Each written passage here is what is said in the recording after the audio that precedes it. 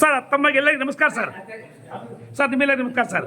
Sir ಈ ತಾವು ತಮ್ಮ ಅಭಿಪ್ರಾಯ ಹೇಗೆ ಸರ್ ಇದು ದೇವಸ್ಥಾನ ನೋಡಿ ಸರ್?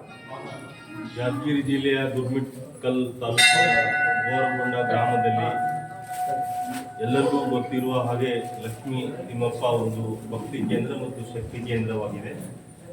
ಇದು ಒಂದು 500 ವರ್ಷ ಇತಿಹಾಸವುಳ್ಳ ಕ್ಷೇತ್ರವಾದರೂ ಕೂಡ ಜನರಿಗೆ ಭಕ್ತಿ ಕೇಂದ್ರವಾಗಿ ಮತ್ತು ಮುಕ್ತಿ ಕೇಂದ್ರವಾಗಿ ಅತ್ಯಂತ ಅಚ್ಚುಕಟ್ಟಾದ ಒಂದು ದೇವಸ್ಥಾನವನ್ನು ನಿರ್ಮಾಣ ಮಾಡಿ ನರೇಂದ್ರ ರಾಠೋಡ್ ಅವರು ಜನರಿಗೆ ಇನ್ನೂ ಭಕ್ತಿ ಮತ್ತು ಶಕ್ತಿ ಹೆಚ್ಚಿಸಿ ಈ ಜನರ ಮಧ್ಯದಲ್ಲಿ ಪ್ರೀತಿ, ಪ್ರೇಮ, ವಿಶ್ವಾಸ, ಶಾಂತಿ, ಸಮೃದ್ಧಿ ಬೆಳೆಸುವ ನಿಟ್ಟಿನಲ್ಲಿ ದೇವರ ಆಶೀರ್ವಾದ ಸಿಗಲಿ ಎಂಬ ಒಂದು ದೃಷ್ಟಿಕೋನದಿಂದ ಒಂದು ಅತ್ಯುತ್ತಮ ದೇವಸ್ಥಾನ ನಿರ್ಮಾಣ ಮಾಡಿದ್ದಾರೆ.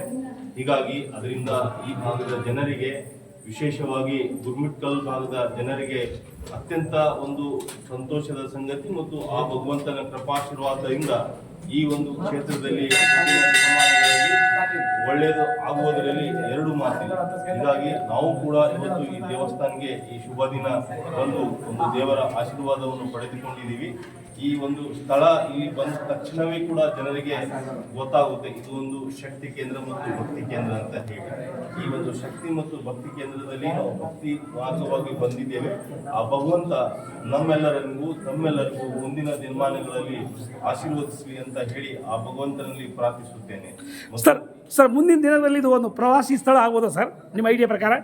ಅದರಲ್ಲಿ ಎರಡೂ ಮಾತಿಲ್ಲ. ಇದು ಒಂದು ಸ್ಥಳ ಅತ್ಯಂತ ಪ್ರೇಕ್ಷಣೀಯವಾದ ಸ್ಥಳವಾಗಿದೆ. ಇದರಲ್ಲಿ ಒಂದು ಶಕ್ತಿ ಮತ್ತು ಭಕ್ತಿ ಕೇಂದ್ರವಾಗಿರುವುದರಿಂದ ಮುಂದಿನ ದಿನಮಾನಗಳಲ್ಲಿ ಇದು ಒಂದು ಪುಣ್ಯಕ್ಷೇತ್ರವಾಗಿ ಬೆಳೆಯುವುದರಲ್ಲಿ ಎರಡು ಮಾತಿಲ್ಲ.